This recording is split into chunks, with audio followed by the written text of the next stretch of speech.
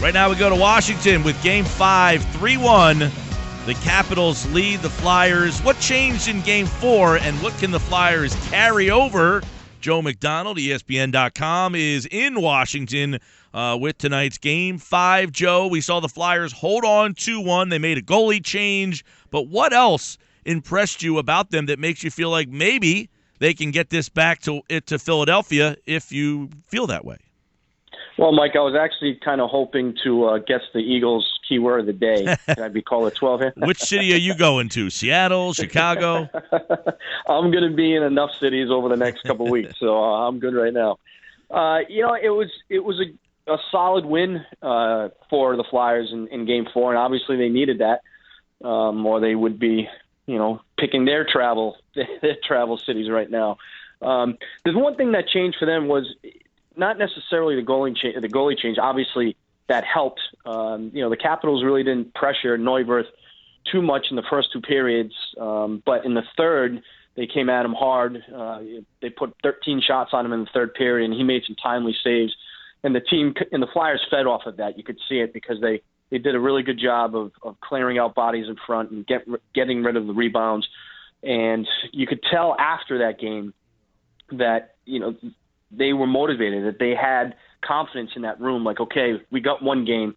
Now we need to go to Washington and get the second one and climb back into this thing. But look, they were a desperate team. The fourth win in any series is always the hardest.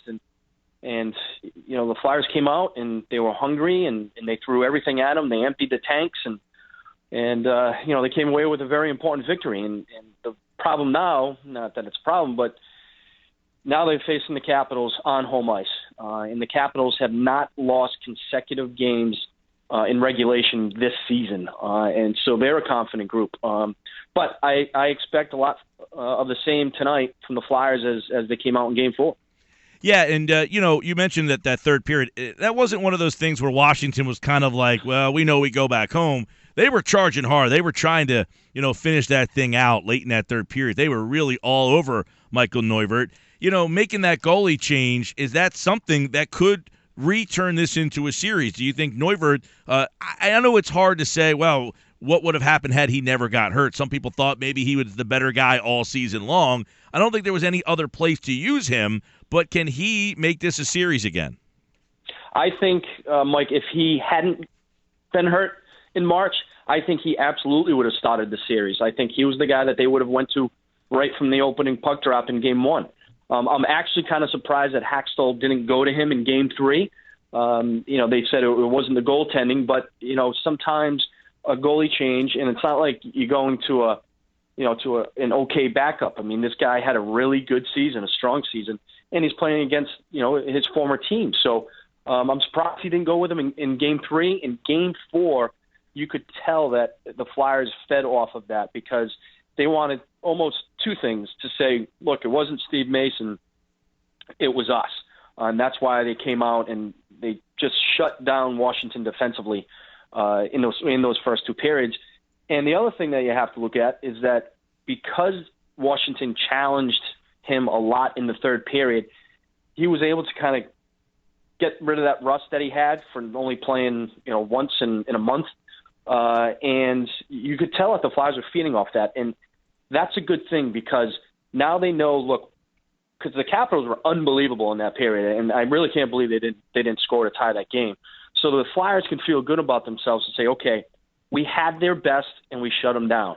Now we have to do it in hostile territory. But Neuwirth is the guy who he came up big. So in this game, because again, it's do or die again for the Flyers. So absolutely they can feed off a goaltender who is making those timely saves, especially in a situation like this. Joe McDonald, ESPN.com, and the special teams. The one difference, you take everything out of it, only on the penalty kill twice the other night, as opposed to 9 in game number 4. Game number 3. That's just a huge recipe for disaster if that's another situation where they're constantly in the box. But I thought that was a big factor in the game, only the 2 penalties against Philadelphia. Absolutely. And when we talked, I think at the start of the series, I had said that this was going to come down to special teams. And every single game, that has been the case. Finally, the Flyers understood that, we need to bring that physical style of play, and that's when we can feed off of that, and that's when we're at our best. But the problem is you can't do that against the Capitals because they're almost like a hybrid type of team. Like, they can play different styles. If you want to play that physical game, they can play it. If they want to play that speed and pace game, they can do that too. The Flyers, they're at their best when they're physical, and they feed off of that.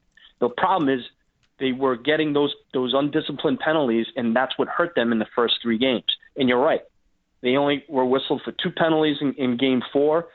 They were able to kill those off, and here you go. That they're back in the series. So they need more of that in Game 5 and possibly moving forward if they're going to win this series or even get back into the series, because the Capitals' special teams are just so good, especially the power play. And obviously we've seen that in this series. So stay out of the box and you give yourself a fighting chance. No doubt. 1 for 15 on the power play for Philadelphia, 8 for 19 for the Capitals. It's just unacceptable. And then, you factor in that the Flyers did win the game, but both their goals, Joe, came from defensemen, and they still have had trouble scoring with the forwards. Meanwhile, Washington, their offense, I thought Colin, no pun for you, Colin McDonald entering the lineup really changed some things around. He was very aggressive the other night, a bigger guy that was able to go with the more bigger physical Washington guys. I thought adding him to the lineup was a big factor and difference in that game, physicality-wise, to keep their forwards from getting the shots. And anytime you can put a McDonald in the lineup, it's only going to help your cause. I mean, come on. That's, Are you playing left wing tonight? Where are you? No, I'm a center guy. I'm like a fourth-line center. I grind in the corner. Feisty. That's what I do. And, with Colin, the things, and I actually covered him when he played in college at Providence College, and even back then you could see it's just that physical play. And that's what they needed. They needed to switch things up a little bit, and even putting Shen up on the top line with Giroux and Simmons, that was a big factor as well. But this time of the year, when a coach is able to roll 4 consistent lines and he can get production, even if it's defensive production from his 3rd and 4th line, that's only going to help a team have some success. So when you add a guy like Colin McDonald into the lineup and he brings that physicality, and again, almost like a goalie change, you bring that type of player in who he's out there and he's shutting down the opposition, and he's getting physical, and the building gets fired up every time he puts somebody on their backside. Teams feed off of that. I mean, that's a legit thing. And again, they need more of that, but they have to walk that fine line, because if refs are calling a tight game, then they're going to find themselves in the box. But I agree with you, Mike. Adding a guy like McDonald, certainly gave them a shot in the arm the other day in Game 4. Well, you can listen to all the action tonight. Coverage starts at 7 o'clock here on 97.3 ESPN. If the Flyers were to win, the game is on Sunday. That time is TBA, but I had heard 3 o'clock. You have any idea on that, Joe? Yeah, that's the rumors that we're hearing, Mike. It could be an afternoon game, and it makes sense at this point. But we won't know anything official till after tonight's game if the Flyers are able to hang in there. All right, we'll see it all tonight right here on 97.3. Joe McDonald, ESPN.com, is in Washington for the Game 5 tonight. Thank you, Joe. Thanks, Mike.